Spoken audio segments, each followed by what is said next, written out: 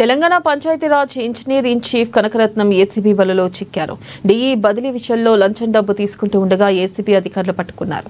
సొంత శాఖలోని డీఈ తాండూరు నుంచి వికారాబాద్ కు బదిలీ చేయాలని కోరగా కనకరత్నం 50,000 రూపాయలు లంచం డిమాండ్ చేయడంతో డీఈ తమను ఆశ్రయించినట్లుగా ఏసీబీ అధికారులు తెలిపారు. పంచాయతీరాజ్ కార్యాలయంతో పాటు కేపీహెచ్పీ కాలనీలోని ఆయన నివాసంలోనూ సోదాలు నిర్వహించారు. అనంతరం కనకరత్నంను అరెస్ట్ చేసినట్లు ఏసీబీ డీఎస్పీ శ్రీధర్ వెల్లడించారు.